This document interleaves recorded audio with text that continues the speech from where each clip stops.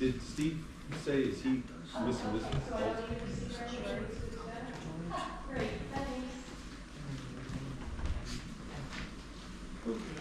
a lot of stuff. Alrighty, it's 12:01, call the meeting of the Fire and Police Committee to order. Are there any public comments as they relate to agenda items? Hearing none, we'll move on to Western Berks ambulance report. First this year? You're it. Wow. Just bringing darts up, I apologize. I thought it usually first. I don't think that's quite fair, but okay. So you don't have to sit through the whole meeting if you have somewhere else to be. We're being kind. Don't push it. 1,789 calls year to date. You have our monthly report there.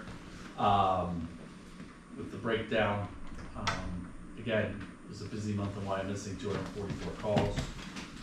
Again, most of the calls covered by our 2-1 and 2-2 trucks when they are in service. Again, we're still in a paramedic shortage. If you know any paramedics, please let me know. I could use about 10 of them. Call breakdown again, we have our Country Meadows call is about 21% of it this month. For the nursing home, Country Meadows was 21% of the nursing home volume, 63 again at the Highlands, 10% Building 1, and 4% others. What page are you on, Tony? I'm all the way down. What are we looking at? Sorry, I was scrolling down. The Keep going. You're scrolling up, you're scrolling down. I have to scroll up to get to the bottom. So there you go. Again, Naxalone treatments are up this year tremendously across the board. That's on the next page down. As you remember, last year we had minimal Narcan administrations across all of our townships, and now we're breaking them into a lot. Yeah, it's fine. So, other than that, we were awarded the Mission Lifeline, AHA Mission Lifeline Gold Award Plus. Since its inception, we've been the highest level honor since its inception. Last year, we were one of 60 agencies left in the country that have received the award every year at the highest level. So I'm hoping that number went down a little bit, but we did keep on top of our cardiac numbers very well. Other than that, I think that's all I have. Anybody have any questions? Hearing none? Do you have any, let me, if I may, any comments on that Narcan thing? I think it goes in spurts when different drugs hit different areas.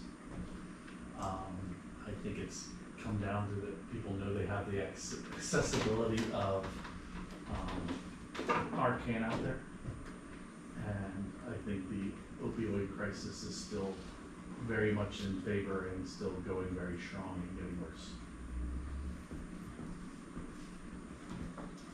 Well, thank you. Any other questions? Okay, thanks, Tom. West Side Emergency Management, Tom did not give me anything, so I'm not aware of any earth-shattering things from him. So we'll move on to the fire department, but until we, right before we do that, if anyone noticed, front page of the newspaper today, excellent article on the volunteer system in Pennsylvania and the overall fire service, EMS service, and what the state needs to do. You know, we've all read this article before, but I love when it comes out, and it has come out again today. I thought it was a very accurate and well-written article. So if you didn't see it, please do, because actually, you know, we just went through this, being creative and trying to get an engine. So, having said that, Chief, go ahead. Good afternoon, everyone. For the month of July, another busy month so far, there were 156 incidents that we were dispatched to. Calls year to date were up to 1,052 responses. We had 28 QRS responses with 11 patient contacts, 0 Narcan delivery year to date. The staff has put in 192.5 hours of training this month. Our average turnout time is 1 minute and 30 seconds with 4.8 personnel responding.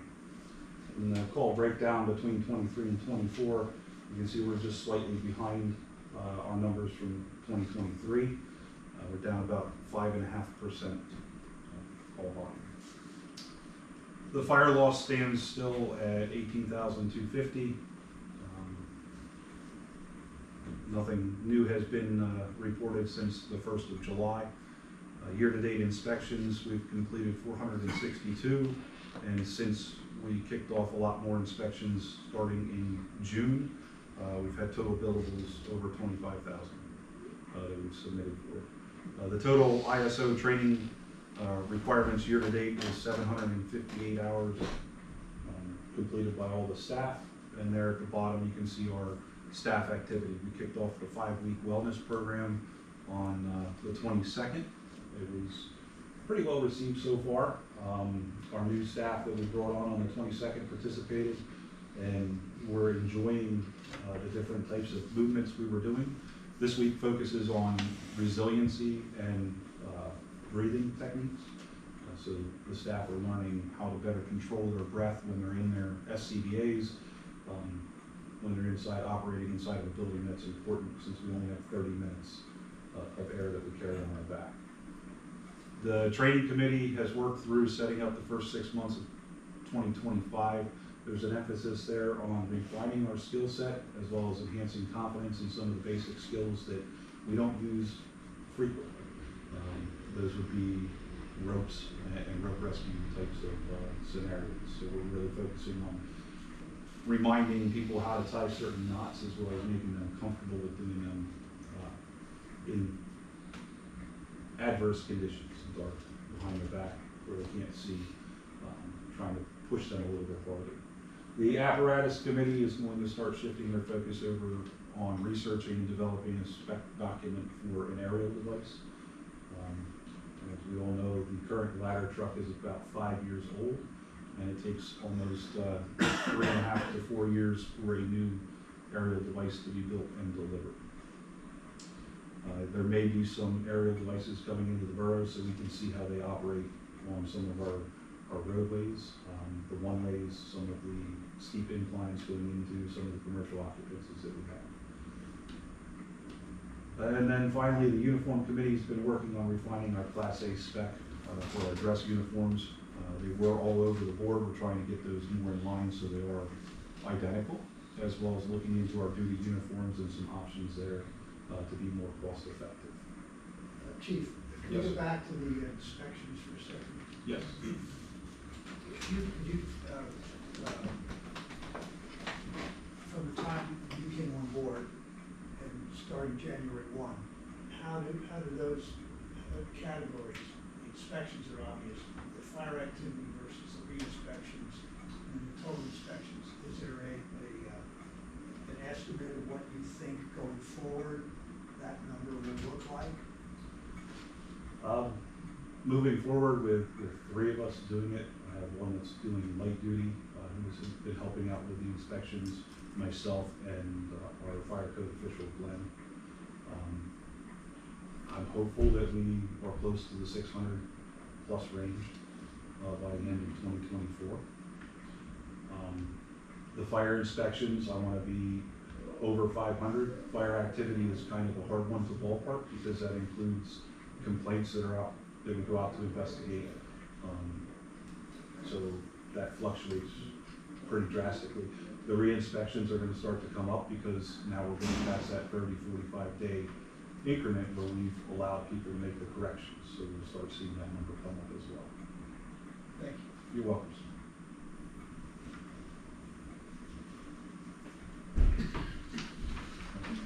There's no other questions. I'll move on to the next part here. The apparatus, engine 79 just came back this morning. It was out for its annual inspection and pump testing. The ladder has gone out. Expecting the ladder to be out for a week to a week and a half. So hopefully by next Friday we'll have that back. The utility is in need of some new tires. We're working on prices for that for 2025. They're good for the rest of the year, but want to make sure we have some numbers to work on for the budget. And then I already talked about the apparatus, the other apparatus updates in my report. The fire department operational staffing, the 3 probationary firefighters started July 22nd. They'll start going out to their shifts on this Thursday, August 1st, to bring us up to the 4 per shift. And they'll focus some more of their time then, once on shift, with completing and refining some of the skills in our probationary firefighter training manual. Received 2 volunteer firefighter applications. I'll be bringing those up at our next fire company meeting in September, and then start the process for the background checks.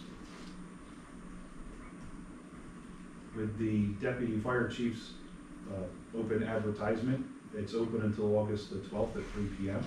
Currently, as of this morning, I have to update that, we had 14 on there when I submitted my agenda items here. We're currently up to 18 applicants for that. The next items that I bring up to discuss here are the radios, the batteries, and the pagers. The radios are starting to come to their 10-year kind of lifespan. We're starting to see a couple issues arising with those. One thing to keep in mind with the radios, there's only a certain kind of radio that is allowed on the Berks County system, that's Motorola. I know that the county is working on putting together some potential pricing in the future, similar to what they had done before. They were giving out timelines. The expected timeline was anywhere from 8 to 12 months to receive the new radio. They're not giving out timelines anymore. Everything is well over 12 months to get any kind of radio components. So I want to keep that in the back of everyone's minds here as we move forward into next year, figuring out what those needs are radio-wise and how we can constructively meet those needs. Currently, we have enough to cover each member. We assign them to the member for accountability reasons on the fire ground. If there's an emergency and they hit their emergency button, it's tied directly to that person. That gives us better accounting on seeing of where they may be operating and better ability to be able to locate them quickly and get them out of that hazardous situation. Yes, sir. Do we know anyone else in the county going to need radios also? Do we maybe get a better price if we tag? I think it's gonna be everybody in the county. It's gonna be able to get new radios, because everyone bought their radios all at the same time. When the new system came in? Yeah, when the new system came in, so that's now, on our EMS committee meetings, they have implied that the county is gonna do something similar to what they did before with the loan agreements and all that. We haven't seen any paperwork or anything on that. But the question comes in is these new radios, because these radios are now end of life. So the ones that we have now are been upgraded to different models. Yep. So, Well, we just had one that went out with an issue. They couldn't duplicate it, and finally, I guess somebody got it to be duplicated, they sent it wherever. And I don't know if you remember, a few years ago, we extended the warranties on the hand units. You guys, I thought, did that as well. So this issue that we had was covered through that warranty, but that's gonna be, it's only up to 10 years. well, I think it was a 5-year warranty that we extended it out to. Yeah. And I didn't look at, I'd have to find the paperwork on it, but that's, I mean, I'm at year 3+ as a chief, so that's gonna be coming to an end short. The most warranty you could get on them, with including the fill of the extra buy, which came out, was up to 10 years. But I know the 7000s, which we purchased, they don't make them anymore. Is that what you guys have too? They don't make them anymore. So you have to go The reason why we went with the 7,000s, as I understand it, is it's a dual band, meaning it was the ability to communicate on the new system plus the old system. So if we had to, we could go switch over and talk to the borough crew. None of the new radios have that feature. I know that. They're all still Motorola. Yeah. And will there be a bid on models, or it'll all be one big cost? I think he'll do it just like he did last year. Here's this level, and it'll be one big bid, but you pick which model you're gonna get. So there is something in the works for Yeah, maybe a but countywide again- purchase for co-op. we haven't heard anything definitively. Yeah, okay. Um, Well, so- good, at least you're staying on top of it anyway, good. I know that we had one that went bad and had to ship it out. They send everything overseas to get repaired, so we've got even more extended time frame shipping it to England and then back. So we're staying on top of it as best we can. But I wanted to make sure that everyone here was aware. That ties into the battery issue too. The batteries seem to be dying left and right as well. Are you running into issues? Yeah, I've purchased several to have as a stock. They've been all right in getting those. Yeah, we've got some stock coming back because we're down to 2 currently, so want to make sure that we're building up our reserve on that as well. And then pagers, we're down to currently 1 pager in reserve. To continue moving forward, that'll be something I'm looking at towards 2025 to add some more to that list. They also Motorola, They are. you can't buy those at Radio Shack anymore. Good luck finding. If you can find a radio shack. You can find a radio shack. Let me know. I want to go get some my free battery. Find Radio Shack, find Motorola, right? So as things develop with the radios, pagers, and batteries, I'll keep everyone informed, and then we'll work together, I guess, to see if we can't get some sort of good pricing to move forward, since it's affecting all 3 of the public safety agencies here. The last thing that I have to bring before the committee today is the civil service rules update. Page. So we had a civil service committee meeting. 2 weeks ago. 2 weeks ago, discussed some changes to the wording for both the captain and the technician's positions. Based off of this last round for promotions where we had only 1 technician apply for 2 openings, still sitting with 1 technician position vacant. So to add on to what is in the black font up there on the screen, I've added in red for the captain's position. If a vacancy remains for a captain after doing 1 promotional cycle in accordance with the requirements in item 1, then we can implement the following conditions. Where if an internal applicant doesn't meet those requirements, we need to provide documentation of meeting the basic certifications, the extra ones, and then the job requirements for the technician as well, which would include demonstrated fire apparatus, driving and operating, and then having no formal written reprimands or personal improvement corrective actions in their personnel file within 1 year. Do you want to explain the language in the current version that because of amount of time someone has to, because I think that's a big part of it as well. Yeah, so in the current wording that's there, to be eligible for a captain's position, you have to have 3 years of continuous service, and one of those years has to be as a full-time technician with the department. There is the possibility that there's going to be staff that don't want to drive and are either more qualified or better prepared, experience, education, and knowledge to go out and around to a captain's position. This kind of opens up that availability of there is one of those positions vacant.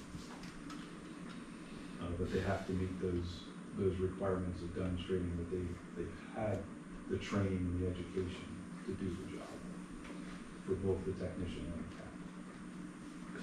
captain. If we lose a captain, we have to have this 3-year issue going on?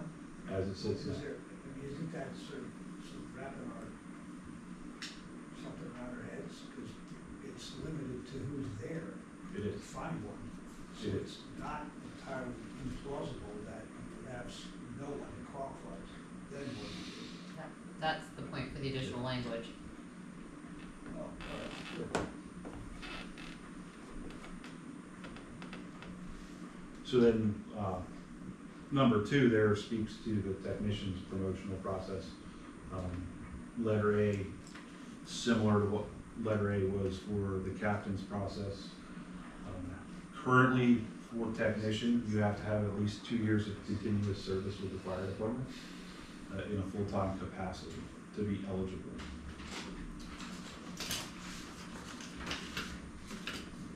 The changes to add on to make it make the opportunity exist if we don't have any internal candidates that meet that initial requirement is to modify them that you can apply if you meet at least 6 months of continuous full-time service as a firefighter with the department, be a qualified driver on all frontline apparatus, have and show documented driving experience, and then having no written formal reprimand or corrective action placed in the personnel file within the past 6 months.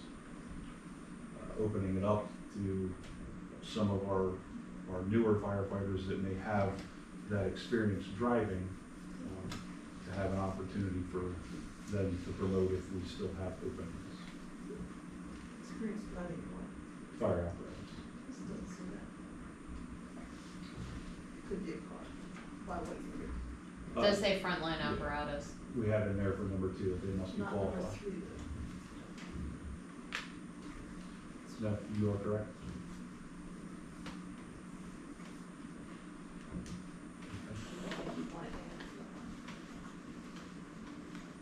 Yeah,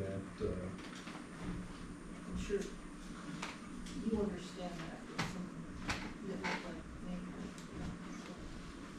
I appreciate the insight on adding that to number 3 there. Thank you.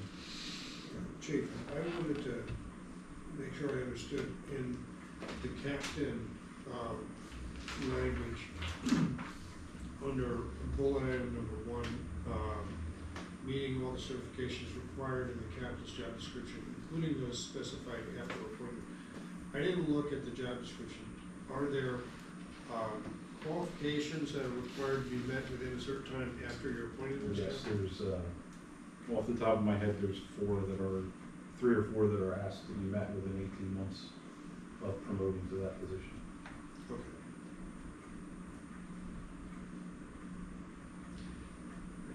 I have a couple of tweaks I'd like to offer you on the wording, but I think we can handle that between now and the council meeting. Don't change the intent, it's just Okay. Clarification. fix the words. Okay. Thank you. Nice job. Thanks. All right. Any other questions for the chief? Okay. Any more? All right, then I respectfully ask for a motion to table, approve, or deny the changes pending what Solicitor Hartman wants to make with wording updating to the Fire Department Civil Service Rules and Regulations as recommended by the Civil Service Commission and presented to them. So, Good motion, and a second? second. Motion and second. All those in favor? Aye. Opposed? Motion carries. And that's all I have to report today. Okay, while we're still discussing civil service, one thing Our alternate on the Civil Service Commission, John Ellington, has moved away. No, he's still here. Oh, he's still, His I thought it was the end of June. No, his move has gotten postponed for at least 8 months, so he has indicated he will be able to continue to serve through the end of Terrific. 24. Great. We Okay. do still need to consider an additional member, not only with his eventual move, but there's another member that has health issues and has not been able to attend for the past 2 months, and I don't see that changing in the immediate future. I have some ideas on qualifications for that individual, so we can talk about that. Okay, great. May I ask a question, Chief, before we move on? Yes, sir. You are beginning the process of spec'ing out a replacement for the ladder. Yes.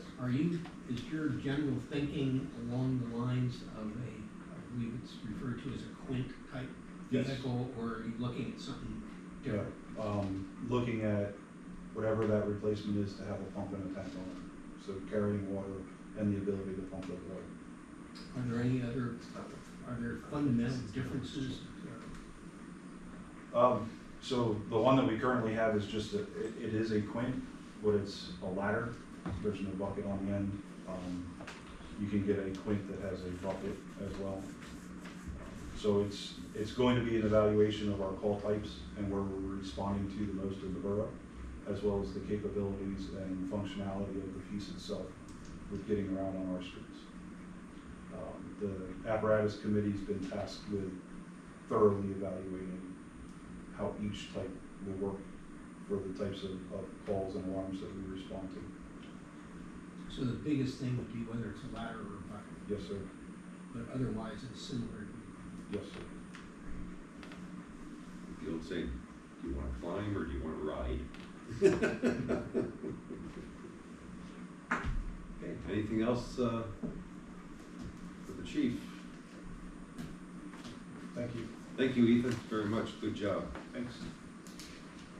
And on to police department.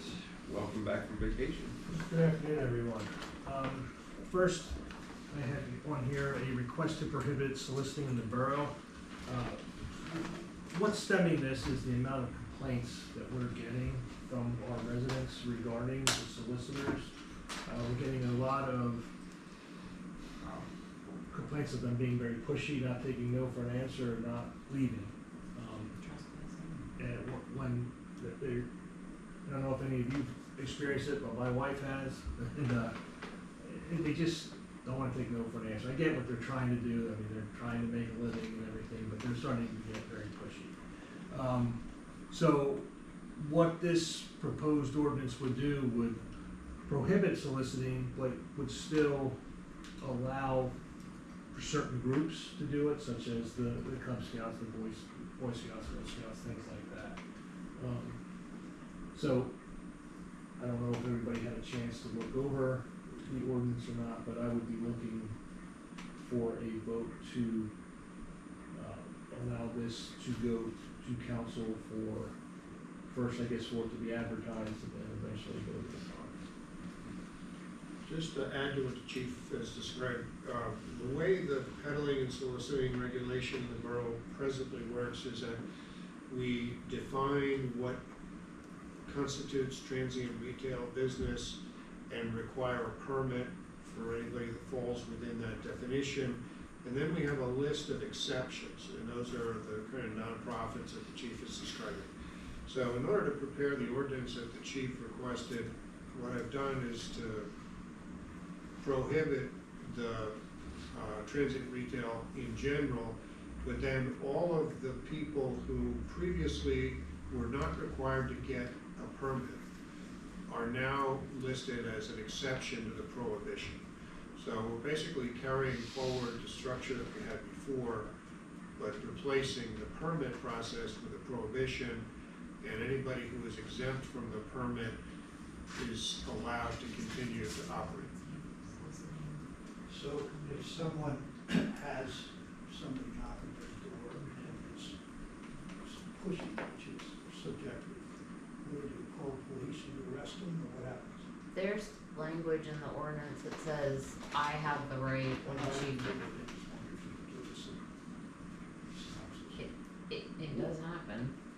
you know, so we'll get the calls, so they'll either come to our office directly or they come into the borough hall, I get and we'll go out and we'll look for them. Sometimes we can, sometimes we cannot. And it's usually a conversation with them to, listen, you're gonna have to, you know, if they say no, it's no, kind of deal. But they still come back, that's the thing. I've had to follow up with the owner of 3 companies we issued solicitation permits to in the month of June alone because they were warned once by the police, and I continue to get phone calls as to the behavior of the solicitors. So the phone call was effectively, this is your one and only warning to get your employees under control, or I will be revoking your permit. So are we gonna tell the residents that if anyone's coming to your house, other than the list of exempt individuals, that they have to show some kind of a permit or something? No, we're revoking the ability to do that. So if someone's knocking on their door, they should be calling the police, We're going period. back Oh, to so the old anybody that days. shows up that wants to, you say, Other than those exceptions. Ron, we're going back to the old days when not even Mr. Soft, the ice cream truck, could drive around the borough. Well, that's They- actually under a different Right, ordinance. but there was strictly no solicitation in the borough whatsoever, with the exception of nonprofits, the Boy Scouts and then fire company and so forth. But I thought when that was changed, I thought it was because, there was a legal issue. Well, we are including among the exceptions, religious proselytizing, political speech, distribution of handbills. So, you know, there are these First Amendment issues that we have to respect. And so if people are knocking on the door to say they support a political candidate, that's okay. And we're not prohibiting that. So I don't know if that's the kind of situation you're thinking of, but that is not something that we are attempting to prohibit. We did not require people previously to have a permit for that. That was an exception, and that will continue to be allowed. There was also a question typically asked when people would come in for a permit, are you knocking on doors and trying to sell something, or are you just leaving literature or a doorknob hanger? Because we did not require a permit to put something in a mailbox or just a hanger on the door. But if they were knocking and then engaging the resident trying to sell something, yes, you need a permit. There's also a significant amount of time it ties up on the chief's end. We require a background check, so he's doing a background check on everyone that comes in for one of these permits, and I know, like, I think that solar company had 6 or 7 employees. Something like that, either, so. The solar people are kind of aggressive. I had one of those last week, and I said, you really don't want to push me. What, do we have an idea of what surrounding municipalities are doing? I think each municipality leaves it up to either probably their old rules and regulations. There's a lot of places that don't allow soliciting for exactly this reason. I don't know many residents that are gonna be upset if we tell them that solicitors aren't gonna be knocking on their door anymore. well, I'm sort of confused.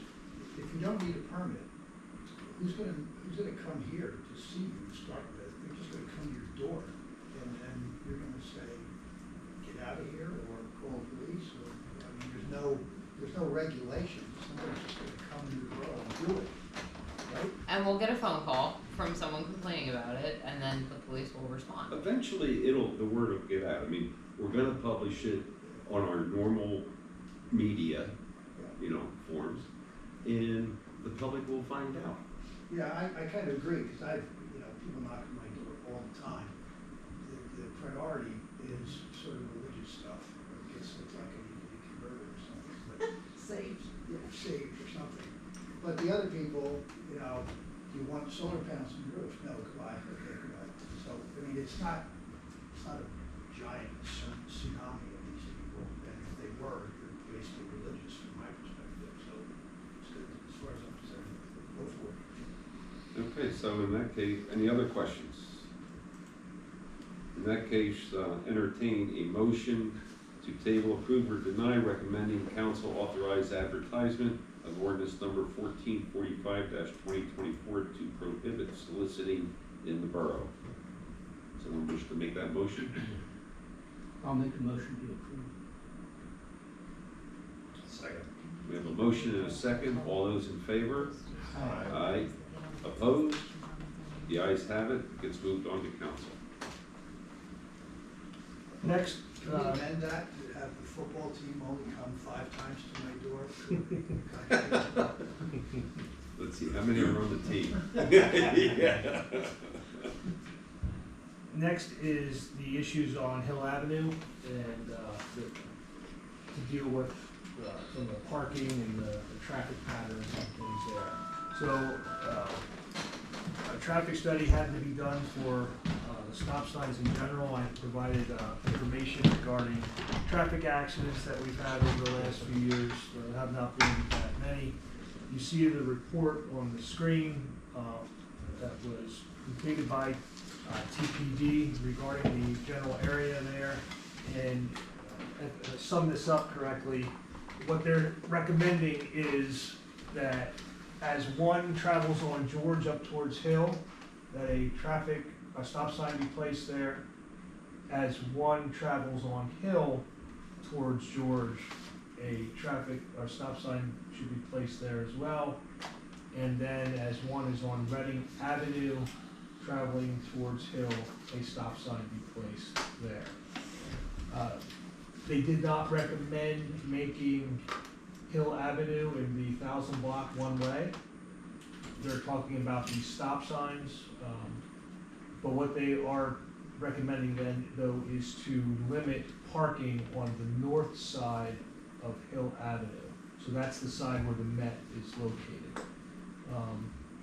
One of the things that I noticed, we have in our current ordinance then, that in the 200 block, or I'm sorry, in that block of Hill Avenue, we have 2-hour parking restriction on the south side. That's in section 403 of our ordinance, for parking ordinance. So on the north side of Hill, it's unlimited parking there. So if we were to make that as no parking on that north side, I'm wondering if part of this should also be then that 2-hour restriction on the south side, maybe that should be eliminated. I looked at the parking there, but there's from George Avenue to Reading, there's some garages, and then there's the little driveway that goes into that stone parking lot right there. So there is an ample amount of parking that would be along that side between the garages and George. And then there would be the ability for some additional parking then between the garages, or really I guess that driveway into that parking area, and Hill or Reading Avenue. So if this were all to be implemented, the only thing that I think that we might want to discuss or consider is eliminating that 2-hour parking on that south side. Well, it's really nothing, we don't really have any tax or ways to measure how long they've been parked there, do we? Yeah. There's not a whole lot of people that park on that side to Right. begin with. Since we've done what we've done, a lot of people have been parking on that north side in front of the Met, so they're gonna have to move. Yeah, I don't know why, but all of a sudden, I don't know whether people, residents of Met are talking to each other, but I received 4 complaints, and they're all saying the same thing. But it's definitely tight, and when their cars are parked on both sides, so if it's not gonna be one way, and it looks like they're recommending that we do not make it one way, is because of how it will affect down at George and Hobart and Penn, because of that kind of weird intersection, more cars and having to go that way instead of turning on to Reading and then not being able to make that left on the hill, so. Which, I can get that, that's a weird intersection as it is now. And I believe the stop sign issue, we agreed on that at the last meeting, if my memory serves me correct. We were waiting for TPD to issue the memo. Right. But we were all in favor of that. Yes. that stop sign at that point. Right, but they're adding, 2 additional stop signs, both up there at the intersection of George and Hill. And, Which is also a little bit of a weird intersection because you have a private access drive that goes into the Met, and then you have, and there could be traffic going in and coming out of that, and then you have traffic coming up George, that's one way, teeing into Hill. Have we talked to any of the merchants on that side to see what they think, or do we think or know what they already think? There aren't any merchants, it's just the Met, Yeah. That's it? yes, and private residences in a stone parking lot, well, really just garages in a stone parking lot. Those people would be well, yes. Do you have anything you want to bring? Well, I just want to ask John, I got your email, are you now okay with the way the ordinance is drafted? yeah, Michelle and I were talking about this morning, all that was sent out while I was away, so I really only got a chance to look at it today. And in reviewing then the TPD, it is in line with what they're Yeah, that's saying. what I I based it get, we were talking maybe we should make it in front of the Met, but there's a lot more parking up there on that south side than I originally thought. I Okay. went up and I took a look at it this morning. Well, then, I guess we need some guidance from the committee about the chief's recommendation about repealing the 2-hour limitation on the south side of Hill between George and Reading.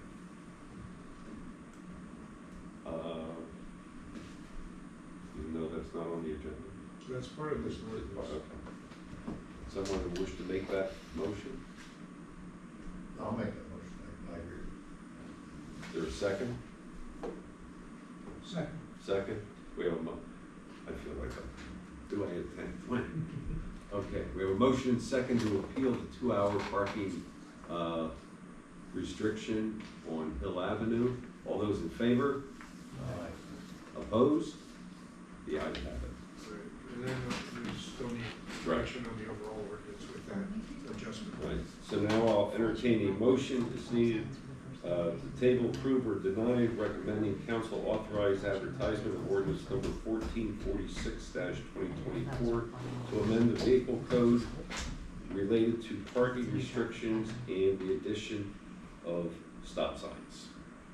Motion to approve. Second. Motion and second, all those in favor? Aye. Opposed? The ayes have it. And finally, we had received an email from the ARL in the last couple of weeks regarding the contracts and looking forward for 2025 and renewing and that type of thing. They sent out some information about how many animals that they've dealt with so far this year. So I started to just look to see what else was out there, because we're paying $250 per capita for them now. So it's expensive. So I did some checking around to see who else people are using, and there's a few municipalities out there that are using this safety net sanctuary. So I contacted them to find out what it is they could possibly offer us. They sent us a contract, and in looking at it, I had some concerns right off the bat. But first, I mean, it is cheaper. There's no getting around that. It's $16,650. But under that, in that scope of service, it says is they're not responsible for handling rabid or hostile animals that present obvious signs of aggression and danger. That's one of the things we need the ARL for.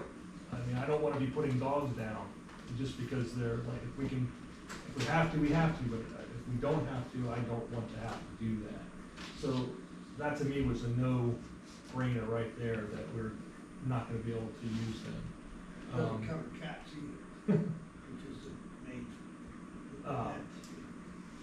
So, you're right, they're not talking about the cats, then it says in here under investigations, they may do these investigations, but they're not obligated to do investigations into animal cruelty. So they're not gonna be able to provide the service that, we need them to do. So, I mean, it would be my recommendation, even though they are cheaper, they're not gonna be able to do what we need them to do.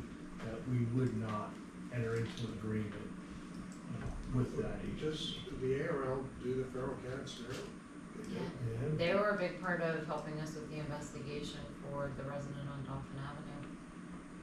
Or they didn't realize they did that, I thought that's. They had to suspend their TVNR program last summer because they were inundated, but they have since reintroduced it and plan to keep it up and So they're operating. not always inundated, they sometimes are able to provide service. Yes, more often than How not. do they handle the aggressive dogs? What does the ARL do with those dogs?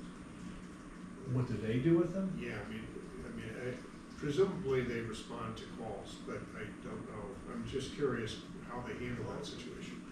Well, I think it's that they're willing to take the risk of having their employees capture that dog, and then I'm not sure how they retain that dog at their facility.